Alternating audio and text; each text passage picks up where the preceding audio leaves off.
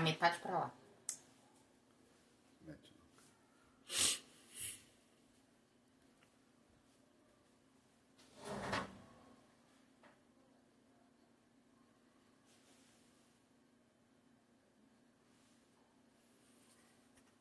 Tá escuro isso aqui, tá sem luz. Tá escuro aqui.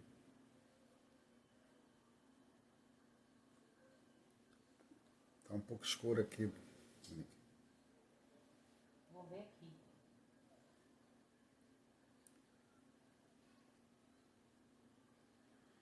Boa tarde. Estamos esperando o nosso Sidney.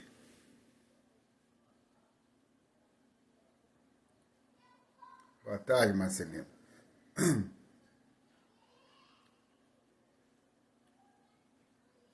Grande Jaciara.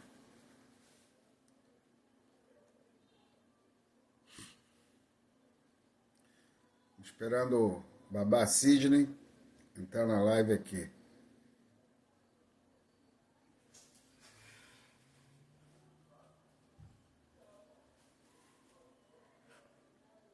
Tá escuro. Mas aqui não. Ah, Sidney já está.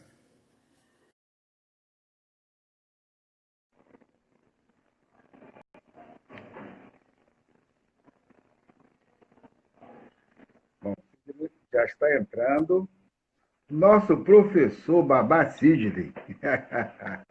Olá, pai, como vai a sua Meu bênção? pai abençoe a sua benção, tudo bem? Xangô nos abençoe tudo, melhor agora aqui nesse encontro. Esses encontros têm sido terapêuticos um pouco, né, também. Para todos nós, né? Vejo que não pode ficar batendo perna na rua, então Não, não tem outro jeito a não ser fazer conversas, né? Que é um momento muito importante para todos nós. E é um prazer falar sim, com você. Você é um grande sacerdote, um grande intelectual, que isso é muito bom para todos nós, né? Não pensar a partir da nossa tradição, das nossas questões, mas dialogar com essa sociedade que é extremamente intolerante e racista, e ter pessoas nossas que nasceu na base, né, na tradição, e foi para esses lugares, que é diferente da galera que é o contrário, né? Que sai de lá e entra nas casas e tenta querer criar revolução nas casas a partir de uma lógica ocidental, tem dado muita encrenca, né? é verdade, é verdade. Então eu queria primeiro que você se apresentasse para o pessoal, muitos daqui eu já estou vendo que te conhecem, mas outros não, né? Me diga quem é esse Sidney, como é que o Sidney se forjou na tradição e depois na universidade, na academia, como os caminhos foram percorridos. Bom, eu sou de família, não é? De família de Umbanda e Candomblé. Quando nasci, mamãe era umbandista e cartomante, não é? E assim que ela nos criou como umbandista, cartomante e empregada doméstica. Uhum. Meu pai é do sertão da Bahia, uma cidade chamada Morro das Flores, veio para São Paulo e mamãe de Inhaçã, papai de Ogum, e ele, semi-analfabeto, foi a vida toda caminhoneiro de bitoneira de concreto. Aos 10 anos, quando eu tinha 10 anos, mamãe vai para o candomblé e se inicia no candomblé. Até os 10 anos havia vivenciado apenas a Umbanda, depois, com 10 anos, a mamãe vai para o candomblé, recebe o chamado e se inicia, e aí começamos juntos essa caminhada, né? Aqui em São Paulo sempre foi assim, Umbanda e candomblé, Uhum. sempre teve aqui em São Paulo, sempre foi assim. E aos 16 anos, né, eu recebo o chamado de Xangô, e como havia, né, havia, né, aquele interdito histórico, não é, da mãe não iniciar o filho, aquela história toda. Eu também tenho relações no Rio de Janeiro e, por incrível que pareça, vou me iniciar no Rio de Janeiro, aí em Belford Roxo, na casa de Mãe Yara de Oxum. Mãe Yara. Sei. Gente muito amiga, era muito amiga. Isso, o querido Badigan Ailton. Ailton, Bajigan Badigan, Ailton. grande companheiro Badigan Ailton, grande figura nossa, grande figura nossa. E Que bom aí saber, eu também, não sabia que você era de lá, não, bom saber. sim, Foram grandes amigos, grandes pessoas nossas. quem está lá hoje é Serginho Serginho, Diogun que está lá. é. E aí, mas para falar a verdade, né, quer dizer, eu acabei vivendo mais o candomblé de mamãe, não é? Aqui, porque aqui onde nós moramos, aqui é um terreiro também, sempre foi, né? Sempre foi um terreiro. E aí, enfim, né, sigo com a trajetória no candomblé e depois vou para depois com 18 anos ingresso na faculdade de letras. Sempre era o sonho do meu pai semi-analfabeto, fala, vocês vão estudar, eu não tive, vocês tiveram, sabe, o senhor sabe como que é a família preta, e aí, vamos estudar, tem de estudar, eu não tive, mas vocês vão ter, e aí, com 21 anos, eu já estava na sala de aula, já era professor de português, já. Com 21 anos, já era professor de português, e vou seguindo, me apaixonei pela linguística durante a faculdade, e aí deu no que deu, né? Quer dizer, aí continuo, aí fiz 2000, aí fiz o meu mestrado e fiz o doutorado com o Yorubá, sobre o Yorubá na Faculdade de Filosofia, Ciências e Letras da Universidade de São Paulo. E aí tive a oportunidade, né, durante o doutorado, tive uma super oportunidade de ter uma bolsa sanduíche na França, num laboratório de língua, linguagem e cultura africana. Entro em contato com várias línguas africanas do mundo, com vários pesquisadores. Mas de verdade é interessante, pai, porque esse ativismo, né? Esse ativismo, ele é mais tardio. Ele é mais tardio, né? Quer dizer, é engraçado que tem a ver com aquela história de tornar-se negro. Eu sempre estive, né, no candomblé, eu sou de uma família preta, só que esse tornar-se negro e reconhecer as relações racializadas, ele chega com dificuldade até nós. É interessante, né? Tem Sim. muitas Só quando você barreiras. sai fora, porque quando você está. Isso eu tenho. Engraçado que eu nunca pensei isso. Nunca pensei. Mas hoje eu tenho ouvido muita gente falar, e é verdade, que é tipo o que você está dizendo. Assim, eu ouvi o Pretinho da Sarrinha falar isso, ouvi o Emicida falar isso, dizer assim: às vezes você não convive com o mundo exterior, você convive com a comunidade, com a sua família e tal. Então, esses problemas você não enfrenta ali. Né? Embora na macro questão isso chega, mas você não convive pessoalmente. Quando você sai deste lugar, você vai, por exemplo, para a universidade, né? Ou para o mundo do trabalho, se é um mundo totalmente diferente, fora da sua comunidade, aí você começa a se dar conta dessas questões. Eu nunca tinha pensado isso. Eu, como militante, sendo militante, mas ouvindo as pessoas, elas têm razão, que é aquilo que você está dizendo justamente isso, né? Aí você tem que se tornar aos poucos. Alguns negam, até para poder conviver, mediar nesses espaços, e outros ganham consciência e vão embora. É muito interessante a sua fala nisso. Essa consciência racial, ela é tardia. Eu considero essa consciência racial tardia para mim. Eu terminei o doutorado em 2009, dia 5 de janeiro de 2009. E então foram 4 anos e meio de doutorado. E essa consciência racial, ela não nasceu no mestrado eu ainda achei larilará, tá tudo bem. Eles estão fazendo, sabe? Ainda achava que eles estavam fazendo bem para mim, que olha, eu estou aqui ainda, me sentia acolhido, me sentia parte, achava que eu estava recebendo um grande prêmio por estar ali. No doutorado, durante o doutorado, que foi de 2005, 6, 7, 8, 9, 2005 até 2009, no doutorado é que nasce o militante, né? Quer dizer, ele nasce tardiamente, que aí eu começo a lidar com essas tensões, né? Com as tensões raciais. Não é? Porque aí você vislumbra o outro conseguiu alguma coisa que você não conseguiu, o trabalho do outro, né? Do branco, né? Sempre super valorizado, o seu trabalho tendo ainda que fazer umas lutas maiores para conseguir ser reconhecido. Então, é verdade, né? A família preta, ela é uma família que protege, não é, Babá? Ela Sim. protege. Então, como a família preta, ela protege muito, você demora mais para enxergar, E até não quer que não você se é? envolva, né? E até ela, por proteção, né, ela não quer que se envolva. No fundo, tem um pouco isso também, né? Ela sabe o peso que foi, ela, né, ela tenta achar que o conflito não resolve. É um pouco isso, né, que o pessoal tem como noção. Né? Mas é É interessante. verdade, é verdade. Então, hoje estou muito satisfeito com o Sidney forjado, forjado sobretudo pela minha família, sobretudo pelos meus ancestrais e por Xangô, né? Quer dizer, eu costumo dizer que eu estou num tripé, né? Pesquisador, ativista e ativista Religioso. professor, pesquisador, ativista professor e babalorixá. Isso, Esse é o tripé. isso. E eu me orgulho muito de você por isso. Eu digo para as Ah, pessoas, às pai, vezes, nossa, o falei, senhor falando é, isso? sério, sério, todos vocês, embora eu mais velho, eu falava isso ontem pro Fábio França, né, irmão do Rodrigo França, família França, né?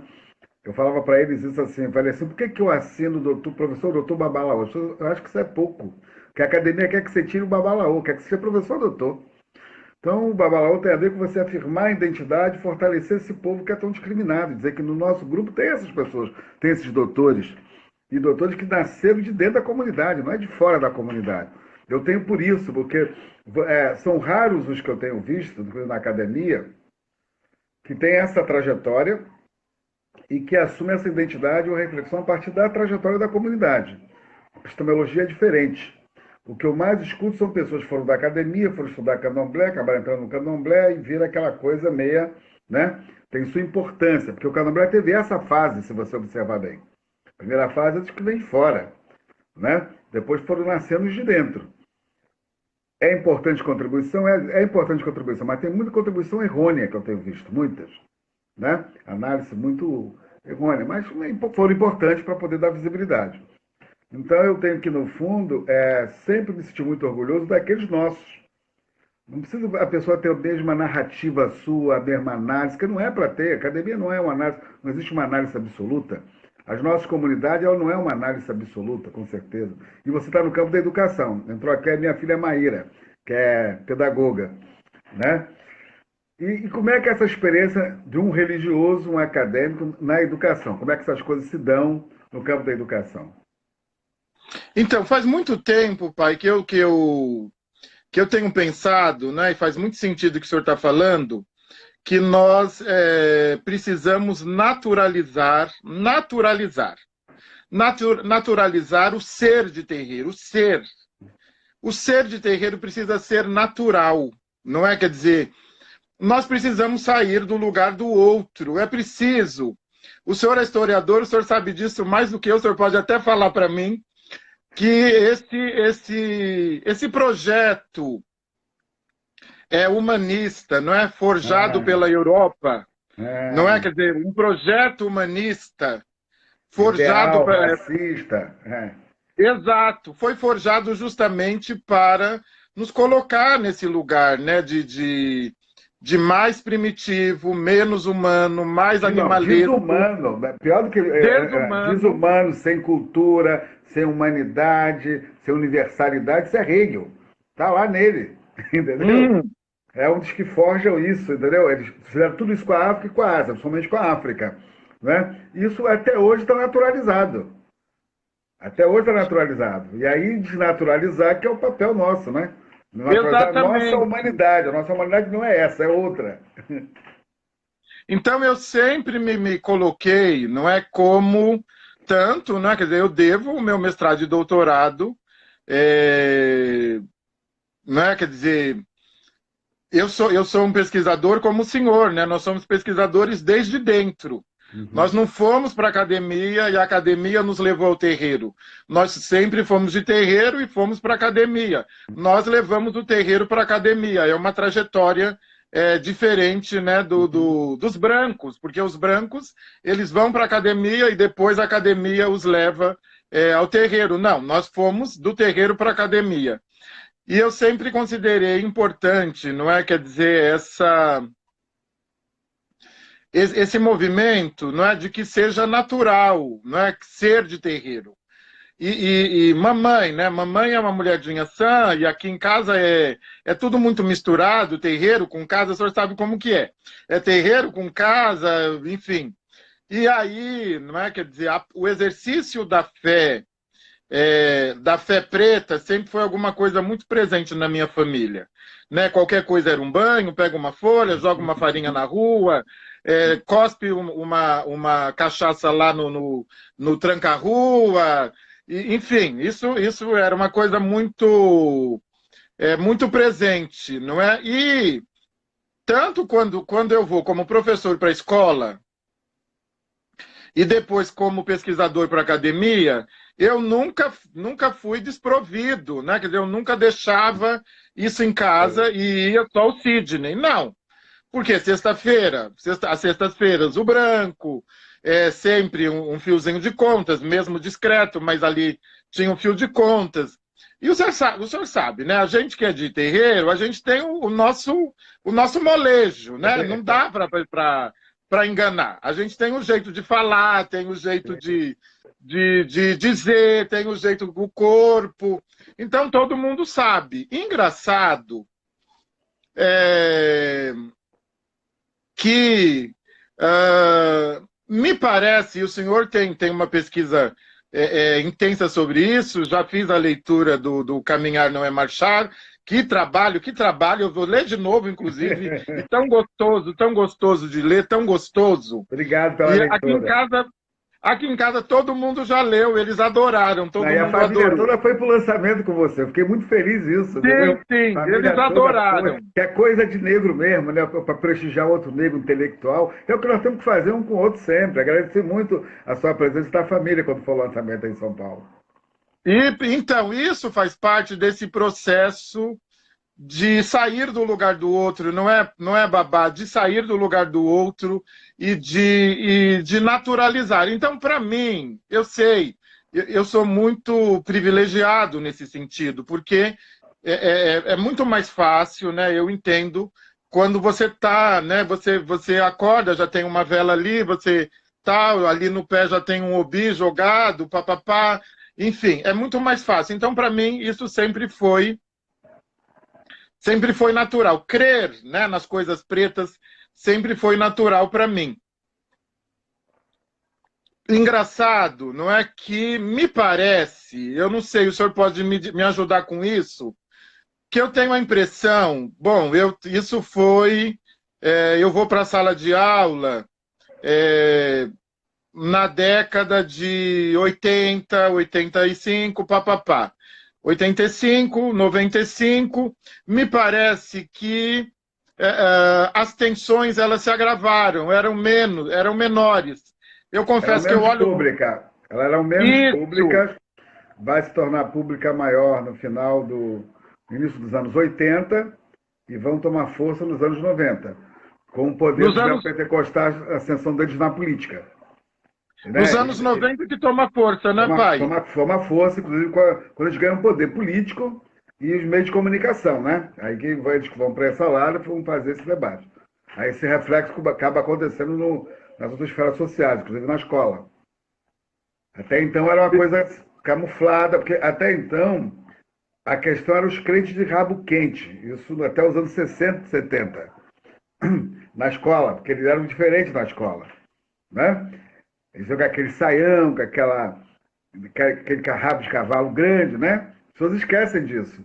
Mas para nós mesmo, a coisa começa a ganhar impacto social, passa a ter uma atitude social pública, ela ganha força a partir dos anos 90. Você tem razão.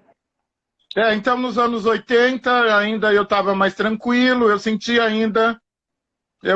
que, enfim, não estava tudo bem, mas pelo menos não estava como está hoje, não é? Quer dizer, não estava tudo bem, é isso. Então, os anos 90 que se agravam, e, mas, não é? Quer dizer, eu sempre levei essas discussões, não é? Para sou de português, né? Minha área é português, então acontece também que havia menos acesso, né?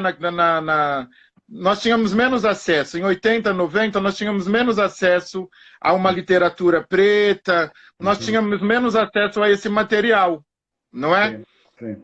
Eu começo a ter mais acesso agora, né? Quer dizer, depois da década de 90, que aí, quando me parece que quando as O ano tensões 2000 ficam que vai ter mais. um boom, a partir do ano 2000 tem um boom, a partir da aprovação da lei, porque o movimento negro sempre produziu, mas era muito por militante do movimento negro. A maioria dessas histórias elas estão restritas nesses grupos, né? A partir da lei, aí começa a ganhar mais um impulso e começa a ter mais produção, e também os negros entrando na academia, vão fazendo mais produções também, e obviamente vai aguçando mais a curiosidade pessoal e para a aplicação da lei. Aí que expande mais aí essas informações, né? Elas vão ganhando mais um corpo aí. Inclusive na universidade, né? Quer dizer, depois de 2000, começa a haver aquela disciplina, né? Começam a exigir a disciplina para falar de diversidade. No ensino Isso. superior, a disciplina para falar de história e cultura africana e afro-brasileira, nos cursos de pedagogia, letras, principalmente nas licenciaturas. Não é? Então, eu penso, não é? Quer dizer, a despeito de tudo, não é, pai? Nós avançamos, não é? Quer dizer, a despeito de tudo, Não, avançamos. tem um avanço que é concreto. Tem que entender, com todas as divergências que possa se ter, que no governo progressista do PT, né, não foi o suficiente, mas deram passos importantes. Porque a lei não é uma lei do Lula, a lei é uma lei do movimento social. Né? Ela foi uma lei votada no parlamento antes dele assumir. Ele apenas foi o primeiro cara que promulgou a lei. Foi a primeira lei que ele sancionou. Né? Mas é uma lei aprovada antes no parlamento. E tem um militante negro muito importante. Eu estava numa banca de mestrado agora, falei isso para o menino, estava falando sobre a lei, que é o Edson Cardoso. Ele basicamente foi o cara que andou com essa lei debaixo do braço. Né? A lei começa nos anos 90, nos anos 80, nos anos 90. O Abdias também apresentou um projeto parecido no Senado, mas não andou, mas o Paim apresentou na Câmara ainda. Depois foi reapresentado pelo Benhur no final dos anos 90 e ela é aprovada na virada do ano, no ano 2000, no início do ano 2000, na virada do governo Fernando Henrique para o Lula. É o Congresso que aprova, né? E aí, mas inegavelmente, o governo do PT, nesse aspecto, com relação à agenda racial, a agenda da diversidade, foi muito importante para nós. Nós temos que saber reconhecer isso e não ficar fazendo firula. Porque tem gente que uma coisa foi boa, outra não. Foi muito importante para nós, sim. Isso eu digo publicamente e tal. Né? Isso é verdade. Você tem razão que tomou um outro boom, né? Muito, muito grande. Eu vi a universidade empretecer, né? Quer dizer, eu estava de 2000 até 2014, eu estava na universidade privada. E eu vi a universidade empretecer, entendeu? Ela empreteceu. Eu vi mulheres ingressando na universidade, mais mulheres, mulheres periféricas, pessoas de longe, né, da periferia, vindo para a universidade, não é? Nós sabemos que sim, né, quer dizer, temos as nossas críticas, enfim, a política brasileira é muito problemática, não é? Mas, de verdade, não é? Quer dizer, a gente passou, né? Eu também, em sala de aula, passei a ter material para falar sobre as relações étnico-raciais, literatura preta para poder trabalhar, não é? Quer dizer, e todo esse material produzido, não é, pelo movimento negro, ele vai tomando mais corpo, não é, pai? É isso? Sim, sim. Começou a ganhar. O CEAP vem fazendo os cadernos negros, né, que foram feitos para aplicação da lei, chamada Câmara da Liberdade. Vários grupos fizeram produção. Engraçado que a maior produção não estava dentro das editoras, que elas tentaram capturar isso, né? Mas vários intelectuais negros, tinham inclusive teses que foram feitas, que nunca se tornaram públicas, essa que é uma questão, passou a se tornar pública. Então o pessoal passou a ter mais leitura. Porque antes você não tinha muita leitura sobre esse tema, como você muito bem colocou. Tinha muita coisa produzida, mas quietinha, né? Sabe como é que é a academia, né? Às vezes só uma meia dúzia conhece a tese, leu a tese, um outro curioso se interessa depois vai procurar, né? Mas no fundo, ela não chega, nem tudo chega ao grande público, né? É Nesse verdade, é momento, as verdade. coisas ganham um pouco mais de campo. É isso mesmo. E agora eu penso, não é, quer dizer, nesse momento também, não é, quer dizer, aquela história de Exu fazendo o erro virar acerto, Uhum. não é, quer dizer, nós tivemos, não é, pai, aí é, no Rio de Janeiro, não é, quer dizer, o projeto do senhor, né, a caminhada, um projeto tão importante, quer dizer, todos os projetos são importantes, não é, quer dizer, porque nós vivemos, não é, quer dizer, 350 anos de apagamento e silenciamento, Sim, não é? sim. Então, um pouco, todos esses movimentos são movimentos de resistência negra mesmo, são movimentos de resistência negra. Não é? Quer dizer, eu falava essa semana com a mãe Sandra Lee, lá do Batuque, que é Uhum. lá do Rio Grande do Sul, e nós estávamos conversando sobre isso. Também precisa ser natural, eu estou muito com essa ideia de naturalização, precisa ser natural o negro na academia, o negro na política, o negro no judiciário. É preciso que isso seja natural. E o negro na política precisa ser natural também. Né? Quer dizer, a existência negra precisa ser natural. Né? Quer dizer, a gente mesmo, né, tem um olhar enviesado, um olhar contaminado, não é? Quer dizer, um olhar de, né, quer dizer, como é que vai ser isso? Não, quer dizer, precisa ser. Não é? Quer dizer, é preciso que, quer dizer, esse processo de naturalização, né, de renaturalização, ele vai ter de partir da gente, ele tem de partir de nós. Ninguém vai fazer isso por nós, não é? Quer dizer, Sim. quando o senhor escreve um livro, né, quer dizer, sobre essa iniciativa, sobre esse movimento, né, quer dizer, um movimento negro, um movimento pela paz, né, quer dizer, um movimento pelo respeito à laicidade. Quando o senhor faz esse movimento, o senhor escreve, e isso toma corpo, não é? Quer dizer, isso é natural, é alguma coisa que precisa ser feita, não é? Quer dizer, e aí meu sobrinho, né, meu primo, meus mais jovens, eles olham.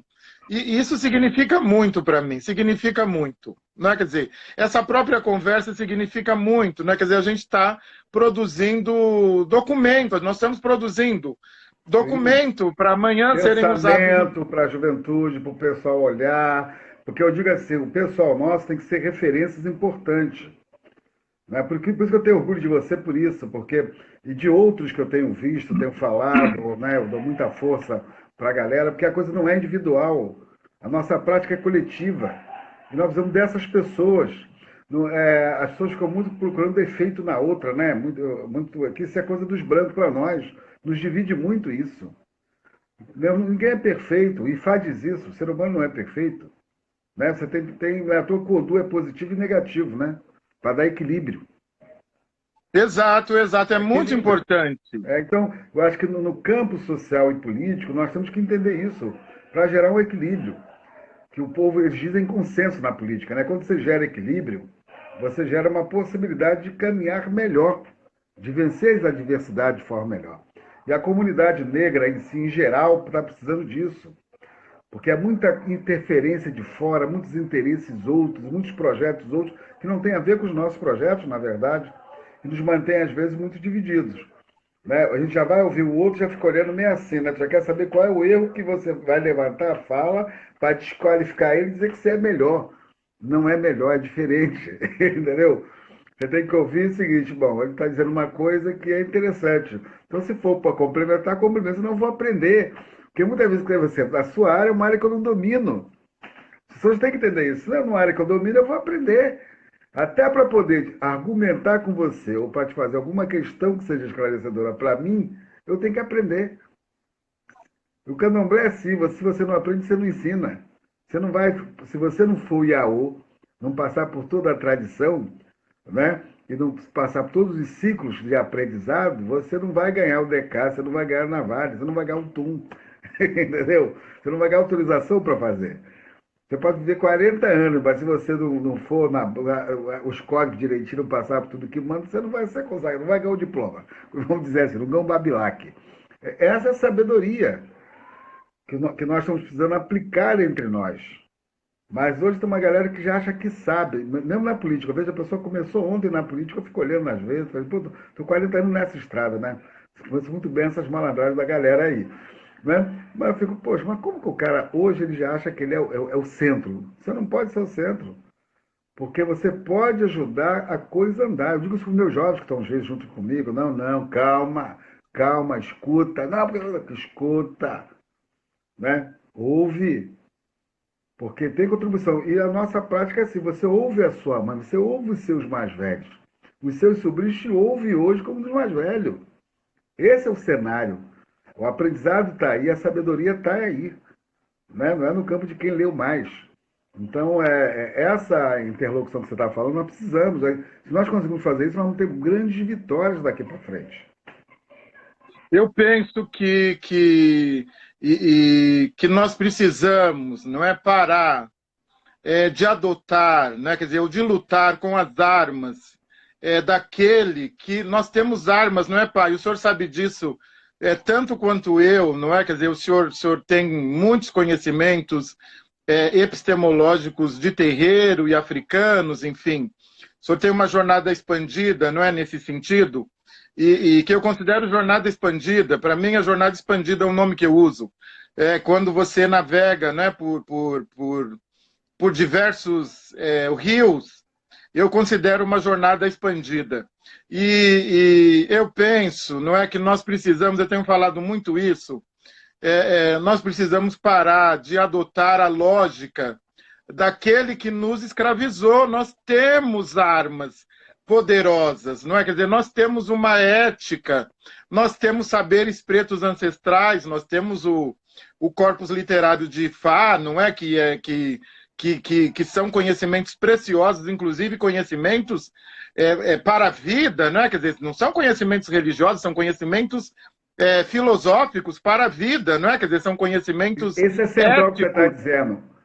Lá não tem religião, são práticas sociais, culturais e espirituais do seu cotidiano. Exato. Quando você diz, eu vou para a escola, eu faço isso, e carrega essa prática comigo. Ela não fica dentro.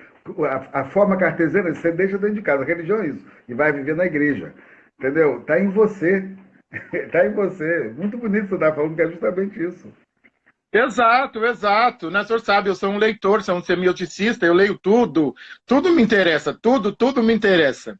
E eu penso, não é, que nós temos, né, quer dizer, nós temos saberes pretos ancestrais valiosíssimos e poderosos, não é, para que a gente se repotencialize, não é, para a nossa repotencialização, para a nossa renaturalização, não é? Quer dizer, e aí eu tenho uma crítica a fazer, uma crítica mesmo a fazer no modelo que nós de terreiro acabamos adotando, talvez adotamos meio por imposição, mas enfim, a gente acabou tendo de aceitar, que é esse modelo de igreja, não é? Quer dizer, é um modelo de igreja. O pai sabe disso, o pai é especialista também, ele sabe que há muito de um modelo eurocêntrico, muito de um modelo de igreja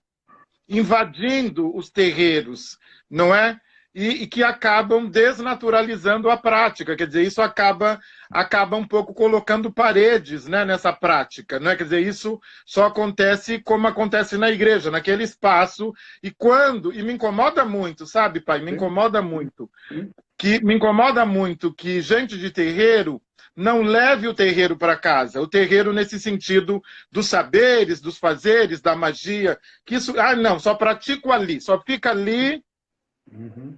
E aí, ali eu respeito os mais velhos, ali eu respeito as mulheres, ali eu respeito as mães, ali eu respeito as crianças, ali eu pratico uma ética, mas ali eu me repotencializo, né? Porque ali os corpos se tornam reis e rainhas, vento, tempestade, ventania, trovão, e aí é um incômodo que frequente de eu olhar para os meus irmãos e irmãs de terreiro e verificar que eles não estavam levando o Xangô para casa, não levavam o Oxum para casa, não levavam o Oxalá para casa. Quando eles iam para casa, eles não estavam levando aquela magia, aquela força, não é, pai? Quer dizer, isso é um problema, porque, quer dizer, você vai lá, você está ali na fonte, você pratica tal, e quando você volta para casa, você se despotencializa, não é? Quer dizer,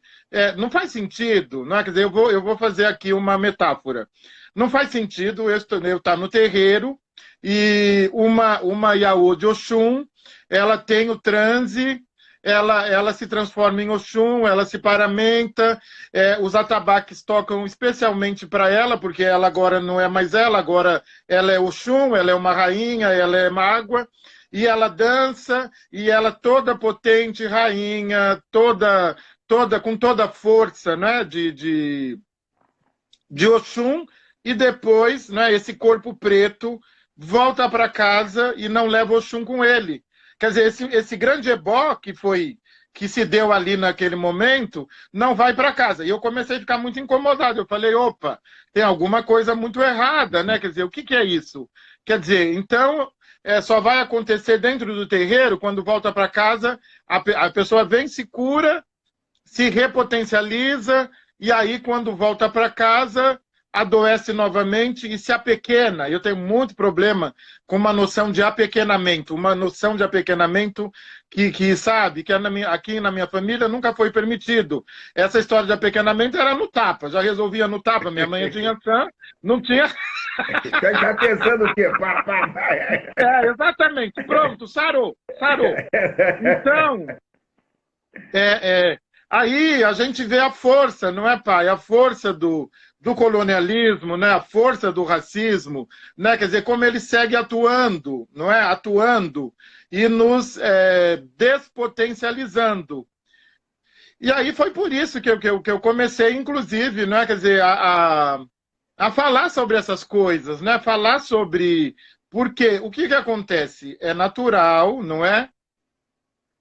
Mas não falar sobre Yaô, longe disso, não sobre Yaô, né? Quer dizer, falar sobre os sentidos, não é, de ser de terreiro. Ora, né, todo mundo pertence a alguma religiosidade, e essa religiosidade ela tem seus sentidos, seus saberes, não é saberes, são saberes, né? E aí, né, quer dizer, entra o professor, né? Quer dizer, o professor, a vida toda eu fui professor, adoro ser professor. Então, aí entra o professor, né? Quer dizer, a gente acaba vendo, né? Quer dizer, que também, não é? Quer dizer, o racismo e toda a sorte de perseguição e desumanização, ela acabou ofuscando os nossos conhecimentos. Por quê? Sim, eu entendo, porque tinha que ser escondido, porque não podia falar muito sobre, não podia ir para a rua, tal, mas acabou ofuscando, porque basicamente o terreiro ele acaba reduzido a praxis. Então ele acaba reduzido a praxis.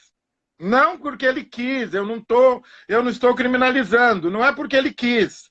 Né? Quer dizer, são fenômenos históricos. Só que agora a gente precisa sair desse lugar, a gente precisa sair da praxis, porque enquanto a gente estava só na prática, o outro ele estava fazendo associações políticas, ele estava pensando a vida política do Estado, ele estava pensando a vida política da sua comunidade, ele estava, inclusive, ensinando política dentro da instituição religiosa.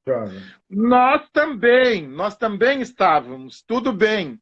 Só que aí eu vou voltar lá para uma fala que o senhor fez. Só que a nossa política sempre foi uma política muito interna. Interna, não é fora.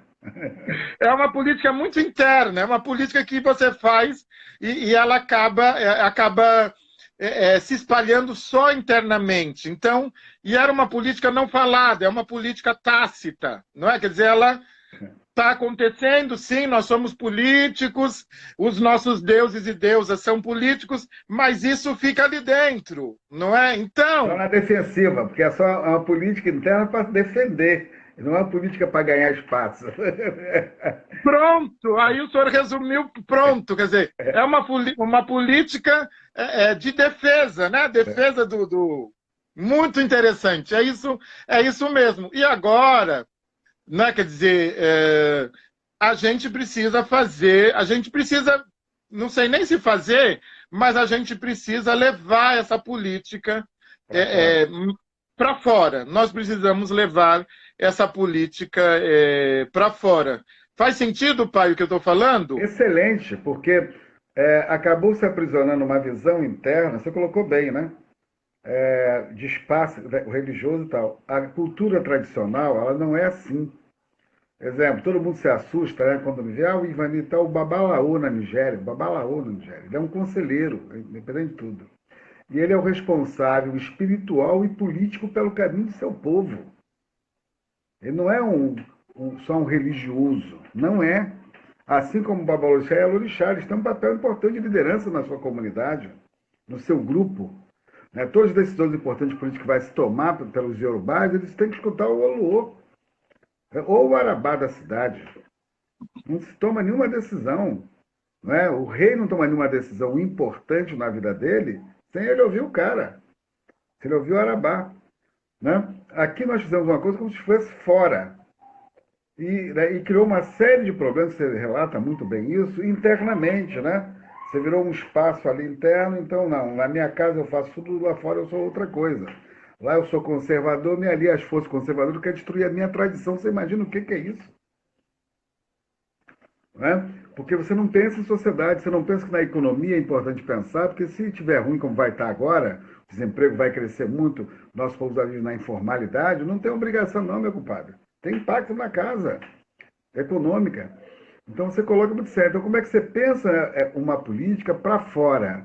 Isso é uma coisa importante. A outra coisa que você diz também importante é como é que você fala para a sociedade?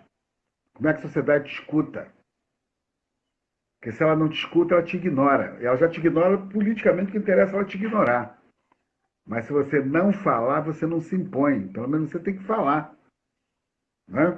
Então, acho que esse papel de você, como Marta, que eu estou vendo aqui, também uma intelectual importante, né? Nossa, da região tradicional, vocês têm que cada vez falar mais público. Eu digo isso para as pessoas. A minha fala é pública até demais, e aí gera um desconforto nas pessoas, que as pessoas, nossa, acham que é vaidade, que você quer metido, que você quer não sei o que é ser o papa da religião, aí tem essas bobagens todas. Né? As pessoas não entendem que a minha disputa ela não está no campo religioso nosso, ela está no campo para fora. Está no campo com os neopentecostais, com os intolerantes. É para fora, não é para dentro. Exato, porque dentro já está posto, né? Já está É, feito, não é, pai? Já, dentro, já, é, dentro já está estabelecido, pronto, é estabelecido. isso, é isso, é isso. Então é Mas isso as que a gente pessoas precisa precisam fazer entender. acordo, né? Então, botar o Sidney para falar tem a ver com isso. Botar, não, para fora. Os caras têm que saber que existe isso, né? Então, a dificuldade de fazer política entre nós tem a ver justamente com isso. Você fica muito no domínio de quem você vai levar para sua casa, né? Essas disputas são muito pequenas. O cara às vezes quer participar de encontros, fala e tal, você vai arrumar filho de santo, você vai arrumar clientes, você vai arrumar não sei o que e tal. Enquanto nós estamos num momento que daqui a pouco tudo pode desaparecer, porque eles têm um projeto de desaparecer com a gente. Como negros, como candomblecistas, os caras querem desaparecer. O projeto é esse. O cara diz, é uma sociedade ocidental cristã. É isso que eu tenho que estar atento. Eu não tenho que estar atento se a casa A ou B, ou se o artista virou filho do fulano ou do cicrano. Isso é secundário num momento como esse. Então a sua fala é muito importante nesse sentido. O que nós vamos fazer daqui para frente, para fora? Não é para dentro. Não discuto práticas internas, é para dentro, para fora. Qual é a nossa tarefa daqui para fora? Tem a caminhada do ano que vem, está até aqui o Erivan, eu vi, que é tentar botar 1 milhão em Brasília. Qual vai ser o nosso trabalho unitário daqui até lá para a gente poder segurar a onda? Sem querer achar que alguém tem que estar na frente, mas todos têm que estar na frente. Né? A caminhada é boa para todos, não é para um. É para obrigar a sociedade, o Estado a não reconhecer. É isso que você está dizendo. Isso é muito bom. E eu estou pensando o seguinte, pronto, né? Quer dizer, essa conversa é fundamental que nós conversemos, não é? Quer dizer, é fundamental, não é? Quer dizer, porque a conversa ela vai, né? Quer dizer, estabelecendo, colocando algumas coisas nos lugares, né? Quer dizer, a gente também não está com tudo organizado, não é? Então, a Claro, é. conversa é fundamental. E aí o senhor destaca um ponto, não é? Que me veio agora, não é? Quer dizer, me parece, então, que dentro, que há muita insegurança dentro do terreiro, não é? Quer dizer, porque vamos colocar os pingos nos is. Ah, essa conversa nossa só está acontecendo porque nós dois, pai, estamos totalmente seguros dos nossos lugares Sim, com as nossas comunidades. sim, sim. Não é? Quer dizer, então, o senhor nunca vai se importar que eu esteja com o senhor numa mesa ou que eu vá falar à sua comunidade. Igualmente, eu não vou me importar que o senhor esteja aqui na minha comunidade falando. Então, me parece que, de novo, não é? Quer dizer, os tentáculos do racismo e do capitalismo, né? O capitalismo onde passa não nasce grama, que é não nasce grama onde o capitalismo passa, que é uma insegurança, não é, as lideranças, não é, de terreiro, grande parte delas, não é, quer dizer, são lideranças muito inseguras. E aí me parece que nós teremos que dizer para elas, não, ó, vocês são lideranças, aí dentro a cidade já está colocada, vocês são os orientadores. Então, sabe, tá isso agora na minha cabeça. Aí o senhor vai falando e eu já vou aqui pensando. Porque me parece que essas disputas, né, disputas que vão para fora do terreiro, elas são reflexos de uma insegurança dentro do terreiro, não é? Quer dizer, você não está seguro sobre aquilo, sobre a sua família, sobre o que você estabeleceu, e aí você precisa, fica com medo de levar isso para fora, não é? Ou de colocar a sua família em contato, não é? Com uma realidade externa. E aí, né, faz muito sentido o que o senhor está falando, que é o seguinte, dentro do terreiro, né, quer dizer, as coisas, elas funcionam organicamente, né, cada um ali com a sua liderança. E esse movimento que nós fazemos para fora, não é, quer dizer, é para o benefício de todos, não é, quer dizer, é preciso um exercício da nossa ética, que é se ver no outro, né? Quer dizer, eu preciso me ver no outro, né? Como eu me vejo no Senhor, né? Como eu me vejo nos grandes ativistas que temos hoje de terreiro e também não de terreiro, enfim. Eu tenho uma questão que eu queria conversar com o senhor, pai, que é uma questão que eu gostaria de trocar uma palavra com o senhor sobre isso, e interessa aqui aos nossos seguidores. Eu penso que a gente não vai conseguir travar uma luta sem corpo, né? A gente precisa de um corpo expandido, não é? Nós precisamos de um corpo expandido. E esse corpo expandido, o senhor acredita que tem a ver também com o crescimento do terreiro ou não? Esse corpo expandido, ele pode acontecer independente disso.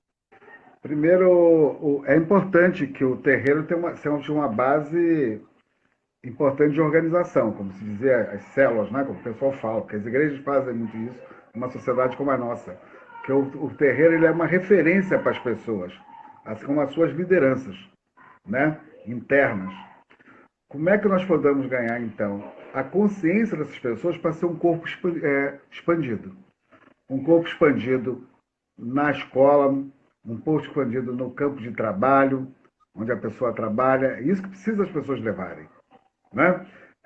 Na faculdade, qualquer lugar que elas circulam. Você colocou muito bem, as pessoas não pode ser uma coisa na casa de santo, quando vai para fora ela não é mais nada. Ela é uma outra coisa. Então essa consciência ela vem a partir do terreiro. Então Quando você tem um sacerdote como você, uma casa como a sua, é mais fácil trabalhar essa consciência nas pessoas. Porque na Nigéria, que eu observo nas práticas, tudo é na comunidade e na família. As coisas são decididas, não é no Estado. Primeiro é na comunidade, primeiro é na família. Se a família não dá conta, chama a associação que eles têm de organização, né? No caso dos Babalaú, é o Ebedalgundá, é onde vêm os mais velhos, os sacerdotes, tomam uma decisão ali. Eles têm vários organismos que não vieram para cá, que as pessoas conhecem pouco, né? E que tomam decisões coletivas. Uma decisão é você individualmente que toma. Você não é indivíduo, você é coletivo. Né? E é a partir daí que você vai levando para adiante. Então, esse conceito, nós construir esse consenso de uma coisa não me meter na sua casa é uma coisa. Agora, quando a coisa extrapola a sua casa, de ser uma ameaça para todos nós, eu tenho que me juntar a você e levar para adiante. É o corpo escondido. Né? As pessoas têm que entender isso. Eu tenho uma prática, quando pessoas vêm falar comigo mal de qualquer sacerdote, eu digo, ó, menos. Menos não dá. Né? Porque é ser humano, o pessoal até ri de mim, né? Falei, não, porque a gente fica muito preso a coisas pequenas, que é a natureza da fraqueza humana, que existe na fraqueza humana, e acaba destruindo a célula que é importante para todos nós. Né? Então, acho que a tua questão que você levanta é importante por isso. Tem que ser um corpo expandido, cada vez mais para fora. Mas se ele não tem uma base de alicerçar, que está dentro, que sai de dentro, ele vai ruir lá fora. Toda vez que a gente tenta fazer coisas muito coletivas, se você observar às vezes, ela faz que você faz a partir do discurso e não da prática. Né? Na época do PT isso aconteceu muito, a vaidade das pessoas, a prática, a retórica, o cara faz a retórica do partido, acho que ela é maravilhosa. Quando você for ver mesmo no geral, não sobra nada. Tanto que a crise agora que se instalou é justamente isso. Não tem mais um governo que apoia no sentido de que sustém certas coisas. Quem não tinha solidez está desaparecendo. Observa isso que aconteceu. Quem não tinha base sólida, né, ou uma casa sólida, né, se construiu a partir das relações artificiais, só fazia militância se o cara mandasse a passagem, acabou. Esse momento ele é muito didático para você entender isso. Se nós tivéssemos uma solidariedade mais geral, esse corpo expandido estaria muito mais força.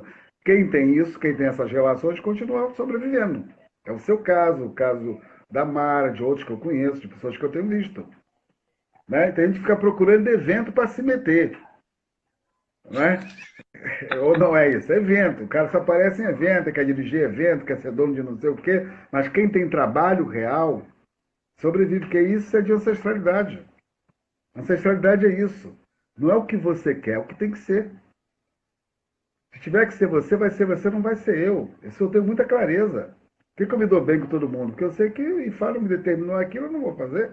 Porque se tiver que ser me virar na minha mão, eu sei que ele é colocado naquele lugar.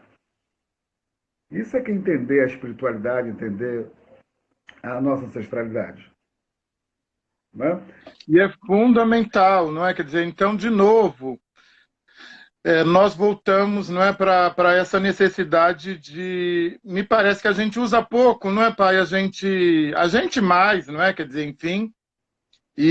Mas me parece, não é, que de verdade, né, nós precisamos de formação, não é? Quer dizer, como aquele curso que o senhor ofereceu de intolerância religiosa, enfim, nós precisamos desses espaços de formação, não é? Porque é outro ponto, não é, que me chama a atenção, é que nós nos formamos empiricamente, né? Quer dizer, no seio da família. Tudo bem, essa é a lógica, né? A lógica de terreiro. E, de novo, né, a gente vai cair nesse aspecto, só que essa formação não dá conta do mundo do século XXI. Tá lá né? Quer dizer, o fora. século... Exato, está lá fora. Não é? Quer dizer, eu tenho falado muito isso com meus pares. Eu falo, olha, gente... Nós precisamos acolher o século XXI. O século XXI não é o século XVI, não é o século XVII, o século XXI é o século XXI. Portanto, e eu não estou falando acolher em termos de como você vai criar seu filho, de quantos dias ele vai. Não, isso é uma questão menor, essa questão não. Porque, de verdade, essas questões que as pessoas querem discutir, elas não vão reverberar na luta que nós, na verdadeira luta que nós precisamos. Essas questões, elas são questões que você deve resolver no privado. Sim. Elas não vão nos ajudar em nada, né? Quer dizer, essas discussões, elas não nos ajudam em nada. Então, essas discussões são como as discussões que você faz no seio da sua família biológica, né? Quer dizer, olha, a criança não pode tomar refrigerante até tal ano. Ai, não toma Coca-Cola. Ai, aqui só fuma depois dos 18 anos. Que, enfim, tem hora para dormir, hora para levantar. Enfim, essas questões que me parece que eu fujo, né? Como o senhor, nós fugimos quilômetros dessas. Tem nada a ver com a gente, né? Porque elas não vão fazer nada, não é, pai? Elas não vão expandir o corpo, não é? Quer dizer, elas não vão expandir o corpo. E aí nós temos pouco tempo, mas eu gostaria que o senhor falasse. O senhor acredita que as pessoas têm percebido que eu vou usar a palavra cristianismo, mas o senhor me corrige, que esse modelo neopentecostal, esse modelo cristão, neopentecostal, pentecostal e tal, enfim, o senhor acredita que as pessoas... eu tenho a impressão que as pessoas têm percebido que esse modelo fracassou. O mais interessante de observar, mais do que fracassou, é os movimentos que estão havendo dentro dele próprio. É isso que a gente tem que observar.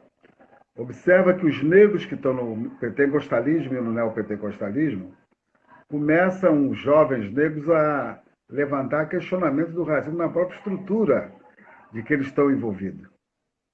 Esse é que é um aspecto interessante, que a gente tem que buscar o diálogo com esses grupos. Eu tenho visto muita live de jovens crentes evangélicos questionando uma certa estrutura. Isso em todos os campos deles.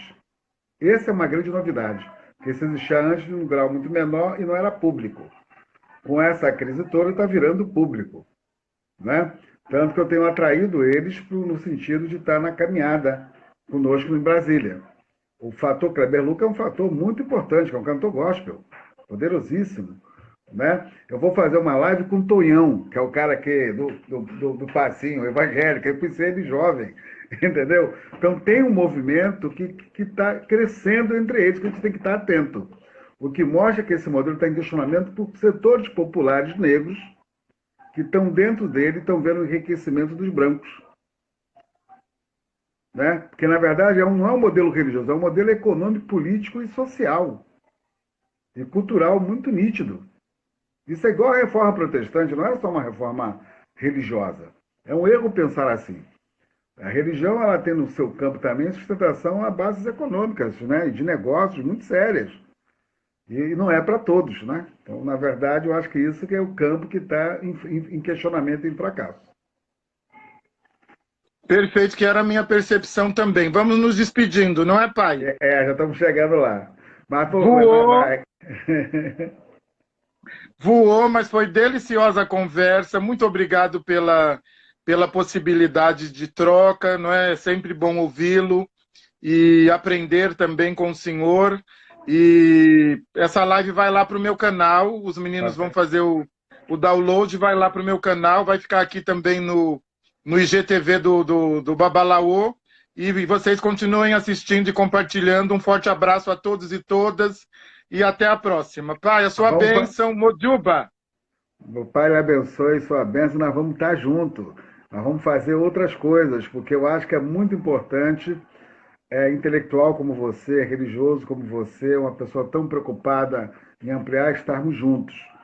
Eu acredito que tem muitas lutas que nós temos que travar e nós temos que deixar um legado. Nós temos que observar que tem que ficar alguma coisa para essa juventude. Então, um diálogo como o nosso, ele é inspirador. Ouvi muita gente falar aqui sobre isso, né?